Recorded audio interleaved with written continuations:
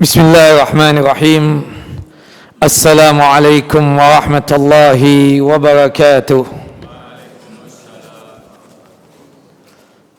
Innal hamdalillah nahmaduhu wa nasta'inu wa nastaghfiruh wa na'udzu billahi min shururi anfusina wa min sayyiati a'malina.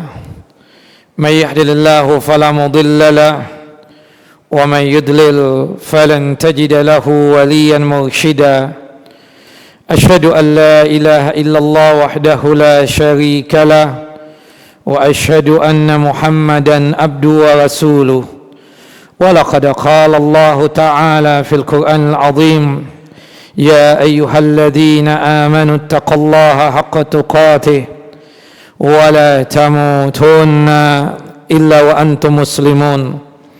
وقال الله تعالى أيضا في سورة البقرة عن صيام رمضان شهر رمضان الذي أنزل فيه القرآن هدى للناس وبينات من الهدى والفرقان فمن شهد منكم الشهر فليصم. وقال النبي صلى الله عليه وسلم من حديث أبي هريرة رضي الله عنه من صام رمضان إيمانا واحتسابا غفر له ما تقدم من ذنبه. أما بعد فإن أصدق الحديث كتاب الله وخير الهدى هدى محمد صلى الله عليه وسلم وشر الأمور محدثاتها وكل محدثة بدعة وكل بدعة ضلالة وكل ضلالة في النار. Ikhwan fi din, a'azani wa a'azakum Allah. Bapak dan Ibu yang dimuliakan oleh Allahu Jalla wa'ala, alhamdulillah pada malam hari ini kita sudah masuk pada tanggal 24 Sya'ban 1445 Hijriyah. Dalam artian yang lain, tinggal hitungan beberapa hari lagi jika kita masih diperkenankan oleh Allahu Jalla wa'ala, dianugerahkan oleh Allahu Jalla wa'ala umur panjang di dalam ketaatan kepadanya, kita akan mendapatkan bulan yang penuh dengan keberkahan, bulan yang kita nanti-nantikan bersama, bulan yang di dalamnya ada ketaatan yang sangat luar biasa, bulan yang dimana Allahu Jalla wa'ala mewajibkan atas kita untuk melaksanakan siyam atau ibadah puasa. Bulan tersebut adalah bulan Ramadan, bulan yang selalu ada di kalbu kita dan selalu ada di hati kita. Allahu Jalla wa'ala mewajibkan atas kita untuk melaksanakan ibadah siyam sebagaimana yang Allahu Jalla wa'ala nyatakan di dalam Al-Quranul Karim, di dalam surah Al-Baqarah pada ayat 183. Allahu Jalla wa'ala menjelaskan tentang kewajiban puasa secara umum. Ya ayyuhalladzina amanu kutiba alaikumus syiyam kama kutiba alal ladzina min qablikum la'allakum tattaqun. Kemudian kapan wajibnya kita berpuasa? Allahu Jalla wa Ala tegaskan di dalam surah yang sama, surah Al-Baqarah, surah yang kedua, ayat 185-nya. Al-Baqarah ayat 185. Allahu Jalla wa Ala menyatakan, Syahr Ramadan alladhi unzila fihi al-Quran hudan lin-nasi wa bayyinatin minal huda wal furqan faman syahida minkum asy-syahra falyasum. Di bulan Ramadan Allahu Jalla wa Ala menurunkan Al-Quran sebagai petunjuk buat manusia dan sebagai penjelas dari petunjuk-petunjuk tersebut, sekaligus juga sebagai Al-Furqan, pembeda antara yang hak dengan yang batil. Barang siapa yang mendapatkan bulan Ramadan, maka wajibnya dia tersebut berpuasa. Ada 3 alasan kenapa Allahu Jalla wa'ala memilih bulan Ramadan sebagai bulan diwajibkan atas kita untuk melaksanakan ibadah siyam atau ibadah puasa. Alasan yang pertama, dikarenakan di bulan Ramadanlah Allahu Jalla wa'ala menurunkan Al-Quran sebagaimana yang Allahu Jalla wa'ala nyatakan di dalam beberapa ayat di antaranya dalam surah Ad-Dukhan ayat 1 sampai ayat 5, kemudian secara khusus dalam surah Al-Qadar, kemudian pada surah Al-Baqarah ayat 185 tadi. Syahr Ramadan alladzi unzila fihi al-Qur'an hudan lin-nasi wa bayyinatin minal huda wal furqan. Di bulan Ramadanlah Allah Jalla wa Ala menurunkan Al-Qur'an sebagai petunjuk dan sebagai penjelas dari petunjuk-petunjuk tersebut dan sebagai pembeda antara yang hak dengan yang batil. Makanya bulan Ramadan itu sering disebutnya dengan sebutan Syahrul Quran, bulannya Al-Quran.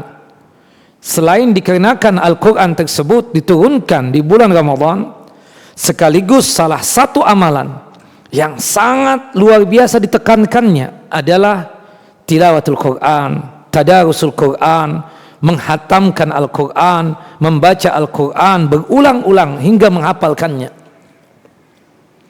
Alasan yang kedua, kenapa Allah Jalla wa Ala memilih Ramadan sebagai bulan diwajibkan atas kita untuk melaksanakan ibadah siyam, tidak lain dikarenakan di bulan Ramadanlah Allah Jalla wa Ala membuka lebar-lebar pintu surga yang berjumlah 8, dan tidak ada satupun yang tertutup dari 8 pintu surga tersebut. Di bulan Ramadan juga Allah Jalla wa Ala menutup rapat-rapat pintu neraka yang berjumlah 7, dan tidak ada satupun yang terbuka dari 7 pintu neraka tersebut. Sebagaimana yang disebutkan di dalam hadis yang sahih, di situ kata para ulama, di antaranya Al-Hafidh Ibnu Hajar Al-Asqalani rahimahullah rahmatan wasi'ah, beliau menyatakan dibukakannya pintu surga yang berjumlah 8 selama Ramadan, kemudian ditutup rapat pintu-pintu neraka yang berjumlah 7, tidak lain mengisyaratkan banyaknya pahala dan banyaknya pengampunan selama Ramadan. Lebih daripada itu, di bulan Ramadanlah Allah Jalla wa Ala membelenggu syaitan, merantai syaitan. Para ulama berbeda pendapat berkaitan tentang terbelenggunya syaitan dan terantainya syaitan. Ada 4 pendapat. Al-Imam Az-Zubair bin Munayyir mengatakan terbelenggunya syaitan, terantainya syaitan dalam arti yang hakiki. Artinya selama Ramadan syaitan itu berhenti beraktivitas untuk menggoda manusia, menjatuhkan manusia ke dalam perbuatan maksiat dan perbuatan durhaka kepada Allah Jalla wa Ala. Pertanyaannya, jika sekiranya syaitan itu berhenti beraktivitas menjatuhkan manusia ke dalam perbuatan dosa, lalu kita mendapatkan ada sebagian manusia yang masih kufur, masih bermaksiat, masih durhaka kepada Allah. Kata beliau, itu tidak lain dikenakan dorongan hawa nafsu. Itu pendapat yang pertama. Beliau memahami hakikatnya seperti itu, dan kata beliau tidak perlu dibelokkan dengan makna zahirnya. Pendapat yang kedua mengatakan bahwasanya yang terbelenggu syaitan itu, terantai syaitan itu adalah gembong-gembong syaitan, sedangkan anak buahnya masih beraktivitas menjatuhkan manusia ke dalam perbuatan maksiat dan perbuatan durhaka kepada Allah Jalla wa Ala. Pendapat yang ketiga sebaliknya, kata mereka, untuk anak buahnya, anak-anak buah syaitan, ya, anak buahnya iblis, itu berhenti beraktivitas selama Ramadan. Untuk gembong-gembongnya masih beraktivitas, masih merayu dan menggoda manusia ini agar terjatuh ke dalam kubangan maksiat dan dosa. Nah, pendapat yang kuat adalah pendapat yang keempat. Maksud terbelenggunya syaitan, terantainya syaitan selama Ramadan, itu tidak lain adalah dipersulitnya jalan syaitan untuk menggoda manusia.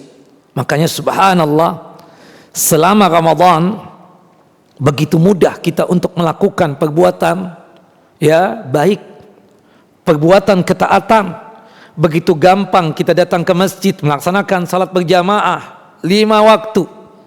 Kita yang tidak terbiasa datang ke masjid untuk salat berjamaah pas Ramadan semangat betul untuk menunaikan salat yang 5 waktu berjamaah di masjid. Kita yang di luar Ramadan bakhil, kikir, tapi selama Ramadan subhanallah begitu mudah kita tersebut mengeluarkan harta kita untuk bersedekah, berinfak, berzakat, membukakan orang yang berpuasa. Subhanallah, selama Ramadan ya begitu berat betul kita membuka Al-Quran untuk membacanya, untuk tadarusnya. Tapi subhanallah, selama Ramadan begitu mudahnya kita untuk membaca Al-Quranul Karim, bahkan mempelajarinya. Dikarenakan jalannya syaitan untuk menggoda manusia betul-betul dipersulit oleh Allah Jalla wa'ala. Saking dipersulitnya jalan syaitan untuk menggoda manusia selama Ramadan, begitu beratnya kita selama Ramadan ini untuk melakukan perbuatan maksiat dan dosa.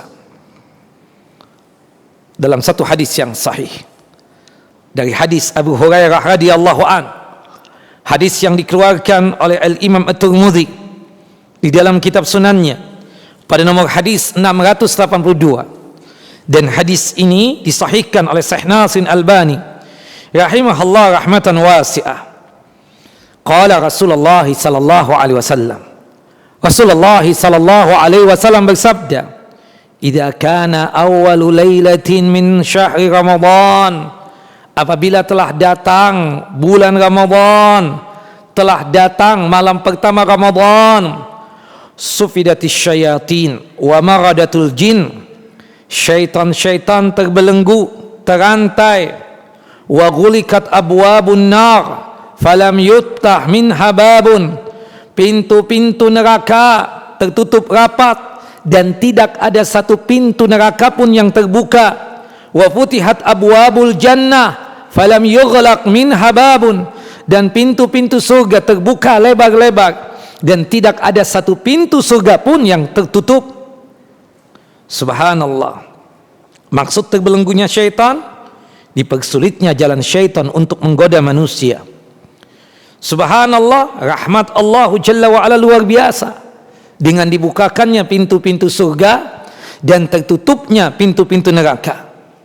Wa yunadi munadin, kemudian ada yang memanggil kita, ya baghiyal khair, wahai orang-orang yang suka melaksanakan kebaikan, wahai orang-orang yang suka melaksanakan ketaatan, wahai orang-orang yang suka melaksanakan kebajikan, akbil, terimalah Ramadan ini dengan penuh sukacita. Jadikanlah Ramadan ini untuk menabung pahala sebanyak-banyaknya. Wa ya baghi asyar, wahai yang suka maksiat, wahai yang suka durhaka kepada Allah Jalla wa'ala, aqsir, tinggalkan kemaksiatan kalian, bertaubatlah kepada Allah Jalla wa'ala taubatan nasuha. Kenapa ya Rasulullah? Walillahi utaqa'u minan nar wa dzalika kullu lailatin. Dikarenakan di setiap malam dan di setiap hari Ramadan ada di antara kita ini yang tercatat, yang tertulis, dimasukkan ke dalam jannah, dimasukkan ke dalam surga dan terhindar dari siksa api neraka. Hadis yang sahih ini, Bapak dan Ibu yang dimuliakan oleh Allah Jalla wa'ala, membantah hadis palsu atau hadis maudhu yang sering disampaikan di mimbar-mimbar Ramadan. Sering kita mendengar di mimbar-mimbar Ramadan para duat, para muballigh, ya, para ustadz menyampaikan bahwasanya Ramadan ini terbagi menjadi 3 fase, 3 bagian. Awaluhu rahmah, 10 malam yang pertamanya apa? Rahmatnya Allah. Wa wastuhu maghfiratuh, 10 malam yang keduanya ampunan Allah Jalla wa'ala. Wa akhiruhu itku minan nar, 10 hari yang terakhir Ramadan baru pembebasan orang-orang dari siksa api neraka. Kita katakan apa? Hada hadisun maudhu. Ini hadis apa? Palsu. Kalau hadis palsu berarti bukan sabda Nabi sallallahu alaihi wasallam. Ketika kita berbicara tentang pembebasan orang-orang dari siksa api neraka, ada yang tercatat dari kita ini yang dimasukkan ke surga dan terhindar dari siksa api neraka. Itu sudah terjadi sejak malam pertama Ramadan datang, dan itu terjadi di setiap malam dan di setiap hari Ramadan. dari malam pertama sampai nanti akhir Ramadan. Berkaitan dengan rahmat Allah Jalla wa'ala dan kasih sayangnya Allah Jalla wa'ala, wasi'ah, begitu luas. Rahmatnya Allah Jalla wa'ala tidak terbatas oleh waktu, tidak terbatas oleh tempat, tidak terbatas oleh bilangan tertentu. Bahkan rahmatnya Allah Jalla wa'ala diberikan oleh Allah Jalla wa'ala tidak hanya kepada kita yang beriman kepadanya, hatta yang kafir sekalipun Allah Jalla wa'ala berikan rahmat dan kasih sayangnya. Makanya salah satu nama Allah Jalla wa'ala adalah Ar-Rahman, yang maha pengasih, yang dimana di dalam Ar-Rahman tersebut ada sifat rahmatnya Allah Jalla wa'ala yang Allah berikan kepada seluruh makhluknya.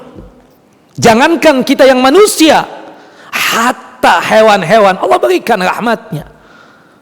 Ya, tumbuhan Allah Jalla wa'ala berikan rahmatnya. Tidak dibatasi 10 malam yang pertama bulan Ramadan saja. Begitupun juga berkaitan dengan ampunan Allah Jalla wa'ala, itu pun juga begitu luasnya. Ampunan Allah Jalla Jalaluh selama seorang hamba tersebut masih hidup, selama seorang hamba tersebut ruhnya masih dikandung badan, dosa apapun yang dia lakukan, ketika dia sanggup untuk mengucapkan istighfar dan meminta ampun kepada Allah Jalla wa'ala serta bertaubat taubatan nasuha, niscaya Allah Jalla wa'ala akan mengampuni dosanya. Kita lihat dalam surah Az-Zumar, surah yang ke-39 ayat 53. Surah Az-Zumar, surah yang ke-39 ayat 53. Allah Jalla wa'ala berfirman, ya ibadiyalladzina asrafu ala anfusihim la taqnatu min rahmatillah innallaha yaghfiru dzunuba jami'a.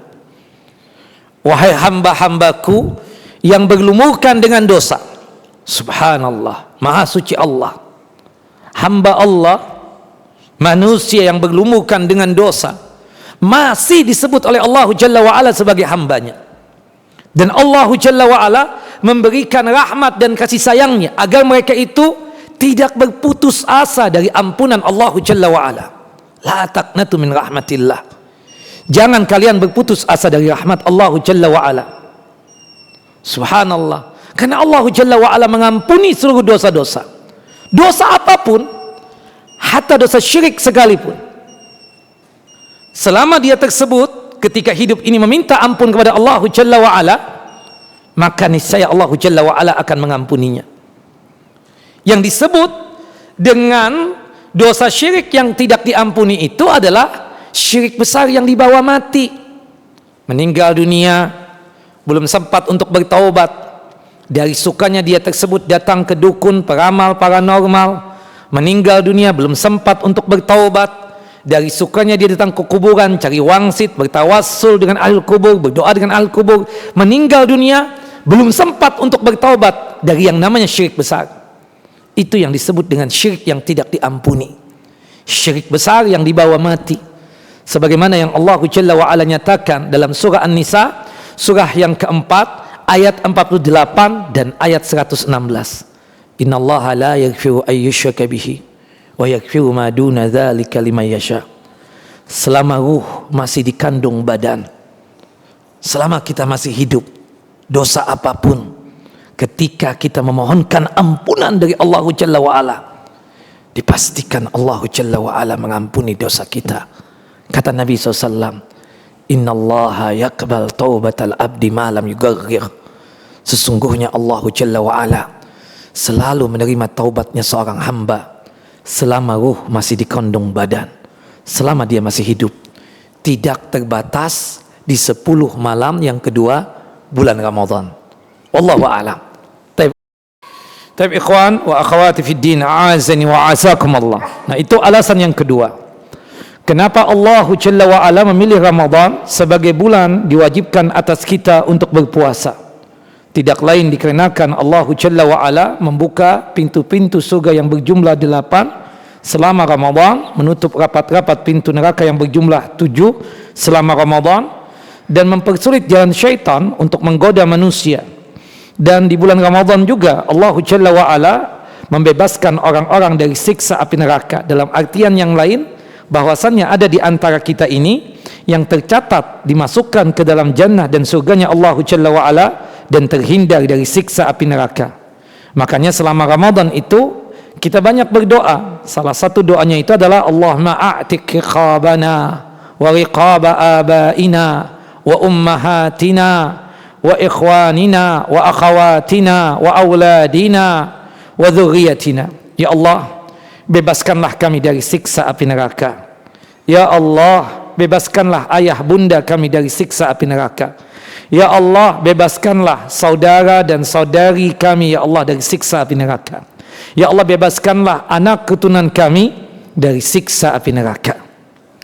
Kemudian alasan yang ketiga, kenapa Allah Jalla wa'ala memilih Ramadan sebagai bulan diwajibkan atas kita untuk melaksanakan ibadah siam atau ibadah puasa. Tidak lain, ada satu malam di bulan Ramadan, jika kita beramal di malam tersebut, maka nilai pahalanya sama seperti beramal selama 1000 bulan atau 84 tahun umur manusia. Malam itu disebut dengan istilah apa? Lailatul Qadar. Lailatul Qadri khairum min alfi syahr. Jamaah yang dimuliakan oleh Allah Jalla wa'ala, kata Nabi kita Muhammad SAW, umur kita ini pendek-pendek, terbilangnya antara 60 dan 70 tahun saja, sebagaimana yang disebutkan di dalam hadis yang sahih, hadis dari Abu Hurairah radhiyallahu an, hadis yang dikeluarkan oleh Al-Imam At-Tirmidzi dan juga oleh Al-Imam Ibnu Majah. Qala Rasulullah sallallahu alaihi wasallam, Rasulullah sallallahu alaihi wasallam bersabda, a'maru ummati ma baina 60 wa 70 wa aqalluhum man yajuz zalik.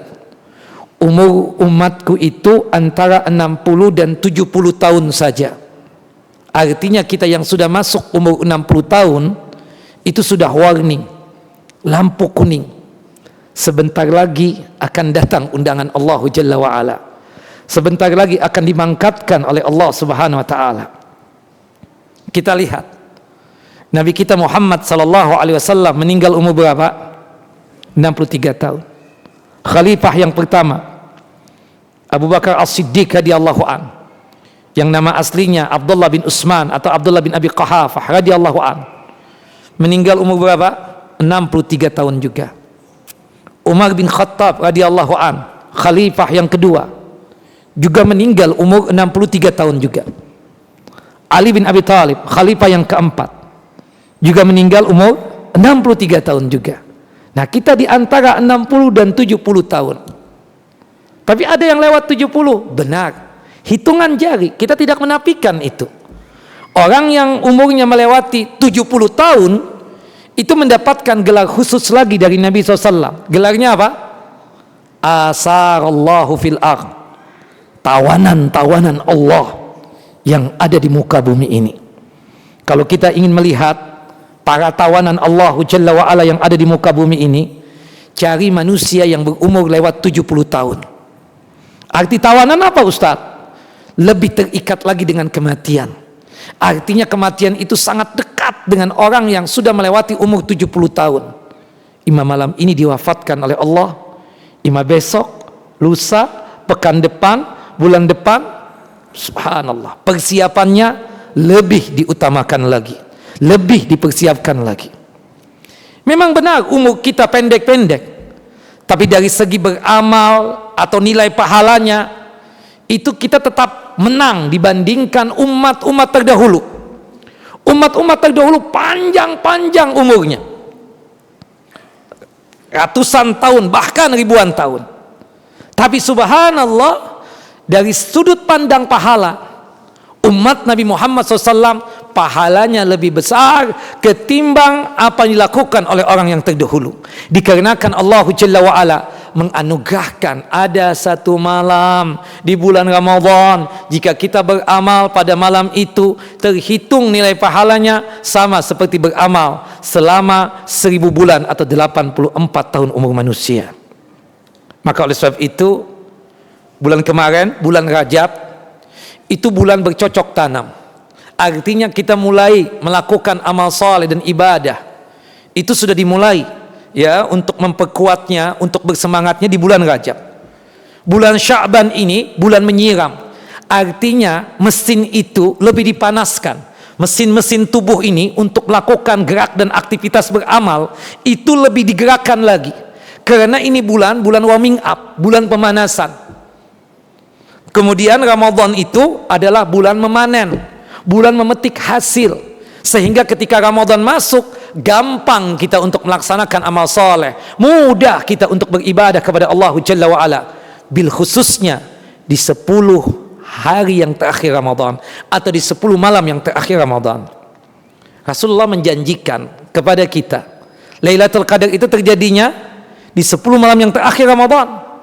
Jika sekiranya di antara kita ini selama 10 hari yang terakhir Ramadan beramal, beribadah, tanpa memperdulikan apakah ini malam ganjil ataukah malam genap, tanpa memperdulikan apakah kita tahu tanda-tanda Lailatul Qadar ataukah tidak tahu, yang penting kita beramal secara ikhlas dan sesuai dengan tuntunan Nabi SAW selama 10 hari terakhir Ramadan. Menurut antum jamaah yang dimuliakan oleh Allah Jalla wa'ala, kira-kira kita dapat nggak Lailatul Qadar itu? Dapat. Lailatul Qadar itu apa? Kita dapatkan. Meskipun kita tidak tahu tanda-tandanya sekalipun. Yang penting beramalnya di 10 hari yang terakhir Ramadan dengan tulus ikhlas dan beramalnya sesuai dengan tuntunan dan ajaran Nabi SAW. Bukankah Rasulullah mengatakan dalam hadis Ibunda Aisyah, hadis yang dikeluarkan oleh Al-Imam Al-Bukhari dan Muslim, taharrau lailatul qadar fi asril awakhir min Ramadan. Berusahalah untuk mendapatkan Lailatul Qadar di 10 hari yang terakhir Ramadan. Karena Lailatul Qadar itu terjadinya di 10 hari yang terakhir Ramadan. Mencari Lailatul Qadar dengan beramal dan beribadah selama di 10 hari yang terakhir Ramadan. Allahu Akbar. Nah, ini keistimewaan dan keutamaan daripada Ramadan tersebut. Kasih saya waktu 10 menit untuk membahas keutamaan puasa. Ada satu hadis Nabi sallallahu alaihi wasallam.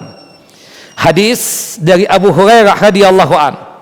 Hadis yang dikeluarkan oleh Al-Imam Al-Bukhari dalam kitab sahih beliau pada nomor hadis 78, dan hadis dikeluarkan oleh Al-Imam Muslim pada nomor hadis 1151.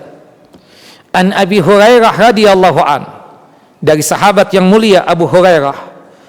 Abu Hurairah ini nama aslinya adalah Abdurrahman bin Sahrin Ad-Dawsi Al-Yamani, seorang Yaman yang kemudian menyatakan iman dan Islam pada tahun ke-7 Hijriyah.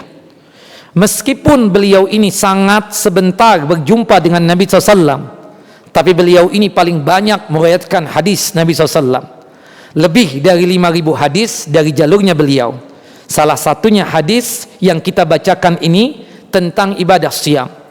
Anna Rasulullah sallallahu alaihi wasallam qala, bahwasanya Rasulullah sallallahu alaihi wasallam bersabda, kullu amali ibni Adam yudha'ab, al hasanatu asyru amsalha ila sab'imi'ati dhi'fin. Setiap amalan ibnu Adam, setiap amalan anak keturunan Adam, setiap amalan manusia akan dilipat gandakan pahalanya. Satu kebaikan akan dibalasi 10 kali lipatnya, sampai 700 kali lipat.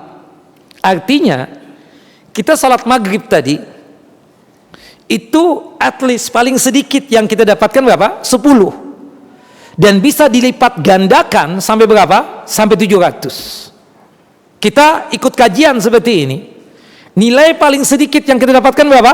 10. Paling banyaknya berapa? 700. Subhanallah, saking rahmatnya Allah kepada kita, saking sayangnya Allah Jalla wa'ala kepada kita. Qala Allah Azza wa Jalla, Allah yang maha perkasa lagi maha mulia berfirman, menunjukkan ini hadis qudsi, atau istilah yang lain hadis al-ilahi, atau istilah yang lain al-hadis rabbani. Ya, hadis qudsi itu firman Allah selain Al-Quran. Apa bedanya Al-Quran dengan hadis qudsi? Salah satu perbedaannya, kalau Al-Quran itu lafaz dan maknanya dari Allah Jalla wa'ala, sedangkan hadis qudsi ini maknanya dari Allah Jalla wa'ala sedangkan lafadznya, redaksinya itu dari Nabi kita Muhammad sallallahu alaihi wasallam. Allah yang maha perkasa lagi maha mulia berfirman, illa sauma, kecuali ibadah puasa. Ibadah puasa ini punya nilai pahala yang lebih dari 700 tadi itu. Kenapa? Kata Allah, fa innahu li, karena puasa itu untukku, wa ana ajzi bihi, dan aku sendiri yang akan membalasnya. Ustadz, bukankah setiap amal ibadah yang kita kerjakan itu untuk Allah? Kita mengatakan inna salati wa nusuki wa mahyaya wa mamati lillahi rabbil alamin. Benar kita katakan. Tapi kenapa Allah Jalla wa Ala mengatakan seperti itu? Tidak lain dikarenakan ibadah puasa tersebut adalah ibadah sir, ibadah yang sangat rahasia. Yang tahu orang itu berpuasa hanya diri yang berpuasa dan Allah Jalla wa Ala. Makanya kata para ulama, semua amalan, semua ibadah punya potensi seorang hamba tersisip penyakit riya, terpapar penyakit riya dan sum'ah. Salat, ada kemungkinan orang itu riya dan sum'ah. Ya, sedekah apalagi, zakat apalagi, ya, melaksanakan ibadah haji, ibadah umrah apalagi. Tapi tidak dengan ibadah siam, ibadah puasa. Kita tahu antum puasa ketika kita sodorkan makanan dan minuman. Pak, makan pak, minum pak. Ana shaim Ustaz. Subhanallah. Itu yang dikatakan oleh para ulama. Makanya Allah mengatakan puasa itu untukku. Karena ibadah puasa ini, subhanallah, itu sangat jauh dari yang namanya apa? Penyakit riya dan sum'ah tersebut. Nah, ibadah puasa dilipat gandakan pahalanya lebih 700 dikarenakan ibadah puasa tersebut menggabungkan 3 kesabaran. Sabar yang pertama apa? Sabar dalam ketaatan kepada Allah Jalla wa Ala. Sabar yang kedua, sabar meninggalkan maksiat. Sabar yang ketiga, sabar ketika mendapatkan musibah dan ujian. Ketiga kesabaran ini ada pada puasa. Allah memerintahkan kita untuk melaksanakan ibadah siam. Pada surah Al-Baqarah ayat 183 dikuatkan pada ayat 185. Ini perintah Allah Jalla Jalaluh. Wajib untuk kita laksanakan, wajib untuk kita taati. Nah, ketika kita melaksanakan ketaatan untuk melaksanakan ibadah siam atau ibadah puasa tersebut, perlu kesabaran. Puasa ya menggabungkan juga sabar untuk meninggalkan maksiat. Allahu Akbar. Semua ibadah itu sangat mendukung kita untuk meninggalkan maksiat. Ibadah salat misalnya, Allah mengatakan faqimus shalah innas salata tanha 'anil fahsya'i wal munkar. Laksanakanlah ibadah salat, sesungguhnya ibadah salat itu bisa mencegah perbuatan kekejian dan kemungkaran. Bukan begitu? Tapi tidak dengan ibadah puasa. Subhanallah, kalau kita lagi puasa, ya, ketika kita, maaf ya, laki-laki yang matanya jelalatan, subhanallah, untuk sementara waktu ketika puasa, puasa. Ibu-ibu yang suka gibah atau suka melakukan madhab wanita, ya, ketika puasa, puasa. Ya, kita yang suka mendengar hal-hal yang aneh, yang berbau maksiat, ketika puasa kita enggak mau dengar. Kan seperti itu. Subhanallah. Nah, sampai juga dikatakan oleh Nabi SAW, para pemuda, atau maaf ya secara umum, laki-laki yang punya syahwat, ya, tapi tidak punya pekerjaan, tidak punya nafkah lahiriah, atau untuk lebih memudahkan lagi, nggak punya fulus, tapi punya syahwat, boleh nggak menikah? Untuk menikahnya boleh, tapi hukumnya apa? Makruh. Karena yang diperintahkan oleh Nabi, bagi laki-laki yang punya kemampuan secara ba'ah. Kemampuan secara ba'ah itu adalah kemampuan secara lahiriah, yang dalam artian yang lain punya pekerjaan, punya nafkah lahiriah, dalam artian yang lain punya fulus. Dalam hadis Abdullah bin Mas'udin radhiyallahu an, hadis yang dikeluarkan oleh Al-Imam Al-Bukhari, Rasulullah mengatakan apa? Ya ma'syarasy syabab, man istata'a minkumul ba'ah falyatazawwad fa innahu aghaddu lil basar wa ahsanu lil farad. Wahai para pemuda, siapapun di antara kalian ini yang sudah punya kemampuan secara lahiriah, ya, punya nafkah lahiriah, punya pekerjaan, punya fulus, bersegeralah menikah. Karena dengan menikah itu sanggup untuk menjaga pandangan agar jangan sampai pandangan ini dipandangkan ke tempat-tempat yang haram. Sanggup untuk menjaga syahwat agar syahwat ini ditempatkan di tempat yang halal dengan cara menikah. Di ujungnya Rasulullah mengatakan apa? Fa illam yastati' fa alaihi bis-shaumi fa inna lahu wijaun. Bagi dia yang tidak punya nafkah lahiriah, enggak punya ba'ah, tapi punya syahwat, disuruh apa? Puasa. Nah, antum yang selalu tegang, kencang terus, ya, tapi nggak punya fulus, maka untuk sementara waktu apa? Puasa. Puasa 3 hari setiap bulan, Ayyamul Bid. Masih kencang saat puasa apa? Senin Kemis. Masih kencang juga ini, pikiran pusing saat puasa apa? Nabi Daud alaihissalam. Sehari puasa, sehari tidak berpuasa. Dan itu yang membuat, ya, pola syahwat antum itu apa? Menurun dan berkurang. Kemudian dengan puasa juga kita katakan apa?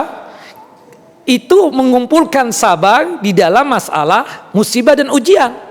Kita tidak makan, lapar tidak? Lapar. Kita nggak minum, haus.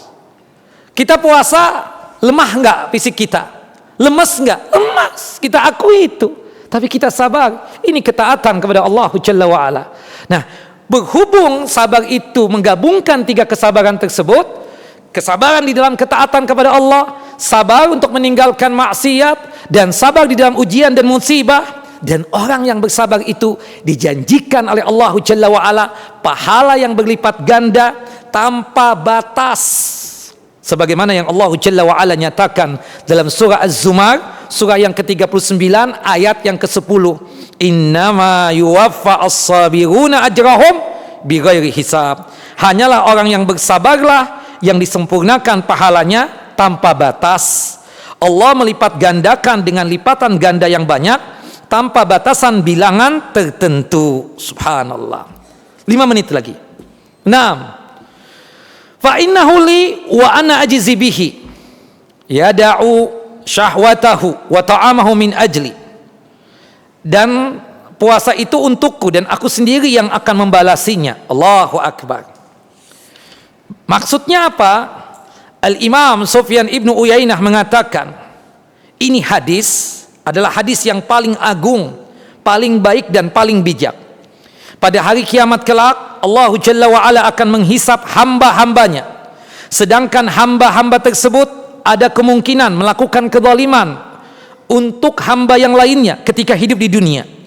Dan hamba tersebut harus mengembalikan hak-hak orang yang telah dia zalimi ketika hidup di dunia. Hingga tidak ada lagi yang tersisa setelah itu dari semua amalan selain puasa. Antum tentu tahu hadis tentang orang yang bangkrut di akhirat. Atadruna manil muflis? Tahu nggak kalian orang yang bangkrut? Kata Nabi SAW. Dijawab oleh Nabi SAW, ya, man ya'ti yaumal qiyamah bis salatin wa sadaqatin wa zakatin wa hajjin wa umratin. Ada dari kita ini yang datang pada hari kiamat kelak itu membawa pahala salat, membawa pahala sedekah, membawa pahala zakat, membawa pahala haji, membawa pahala umrah dan lain sebagainya. Tapi bersamaan dengan itu dia membawa dosa kezaliman, zalim kepada orang lain. Kemudian pahala salatnya diambil oleh orang yang dia zalimi ketika di dunia. Pahala sedekahnya juga begitu, diambil oleh orang yang dia zalimi ketika di dunia. Termasuk pahala zakat, termasuk pahala umrah, termasuk pahala haji. Semua ibadah punya potensi untuk diambil pahalanya oleh orang yang pernah dizalimi ketika hidup di dunia ini. Kecuali yang tetap terjaga, Pak, pahala puasa. Pahala puasa tersebut tetap terjaga di sisi Allah Jalla wa'ala dan tidak bisa diambil oleh orang yang pernah dizalimi sekalipun. Dan itu disebutkan di dalam hadis yang derajatnya hasan yang dikeluarkan oleh Al-Imam Al-Baihaqi dalam kitab Syu'ubul Iman dan perawi yang lain, kecuali ya pahala puasa. Kemudian jika sekiranya masih ada tanggungan sisa dari hak orang yang dizalimi itu, maka Allah Jalla wa'ala menuntaskannya dan menanggungnya sisa dari hak orang yang terzalimi tadi. Dengan pahala puasanya tersebut, Allah Jalla wa'ala memasukkan hamba tersebut ke dalam surga. Allahu Akbar. Makanya bahwa pahala puasa tidak akan diambil oleh para pemilik hak yang dizalimi, namun pahala puasa itu disimpan di sisi Allah Jalla wa'ala untuk orang yang berpuasa sampai Allah memasukkannya ke surga dengannya. Di ujung daripada hadis ini, lis-shaim farhatan, orang yang berpuasa itu punya dua kebahagiaan, memiliki dua kesenangan. Farhatun inda fitrihi, bahagia dan senang ketika berbuka puasa, hatta berbuka puasanya dengan sekedar air tawar seperti ini, senang betul. Wa farhatun inda liqa'i rabbih, dan di akhirat kelak berbahagia ketika berjumpa dengan Allah Jalla wa'ala. Kata Al-Hafidh Ibnu Rajab, kenapa orang yang berpuasa tersebut berbahagia, bergembira ketika berjumpa dengan Allah Jalla wa'ala sebagai Rabbnya dan sebagai Tuhannya? Ketika ia berjumpa dengan Rabbnya, ia mendapati pahala puasanya masih tersimpan secara rapi di sisi Allah Jalla wa'ala. Pada saat kondisi dia betul-betul membutuhkan pahala tersebut atau hasanah tersebut.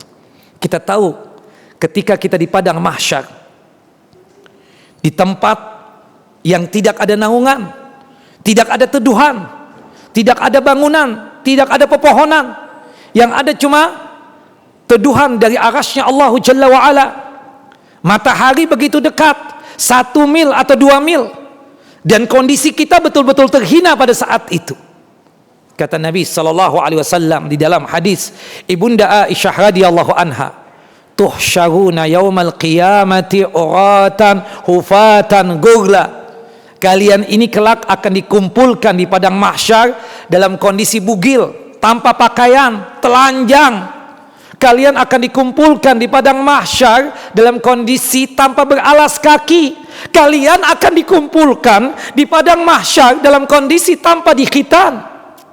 Ibunda Aisyah radhiyallahu anha bertanya kepada Nabi SAW, ya Rasulullah, ya Nabi Allah, ar-rijal wan nisa yanzuru ba'duhum ba'dha. Laki-laki dan perempuan dikumpulkan di tempat yang satu di padang mahsyar dalam kondisi telanjang tanpa berpakaian, saling melihat satu dengan yang lainnya. Apakah tidak terjadi sesuatu yang tidak diinginkan? Faqala Rasulullah SAW. Rasulullah menjawab apa? Ya Aisyah, al-amru asyad. Pada hari itu urusan dan perkara sangat luar biasa menakutkannya. Pada saat itu kita semua dalam kondisi yang tegang, takut akan pengadilan Allah Jalla wa'ala, takut akan hisabnya Allah Jalla Jalaluh. Apakah masuk ke dalam surga ataukah masuk ke dalam neraka? Saking takutnya dan tegangnya, kita sudah tidak sanggup lagi untuk memikirkan siapa di depan kita, samping kanan kiri kita, bagaimana kondisi mereka, bagaimana keadaan mereka. Kita nggak sanggup lagi. Saking gak sanggupnya untuk berpikir tersebut, kita lupa siapa ayah bunda kita, siapa istri kita, siapa suami kita, siapa anak-anak kita. Kata Allah Jalla wa'ala dalam surah Abasa, فَإِذَا جَاءَتِ السَّاخَةُ يَوْمَ يَفِرُّ الْمَرْءُ مِنْ أَخِيهِ وَأُمِّهِ وَأَبِيهِ وَصَاحِبَتِهِ وَبَنِيهِ لِكُلِّ امْرِئٍ مِّنْهُمْ يَوْمَئِذٍ شَأْنٌ يُغْنِيهِ. Semua akan lari dari saudaranya, dari ayah bundanya, gak mau untuk memikirkan, dari pasangannya, dari anaknya. Pada saat itu cuma memikirkan diri sendiri, nafsi, nafsi. Subhanallah, dia rajin berpuasa ketika hidup di dunia ini, baik puasa Ramadan ataupun puasa sunnah. Ketika berjumpa dengan Tuhannya, dengan Allah Jalla wa'ala, ia mendapati pahala puasa masih tersimpan rapi di sisi Allah Jalla wa'ala.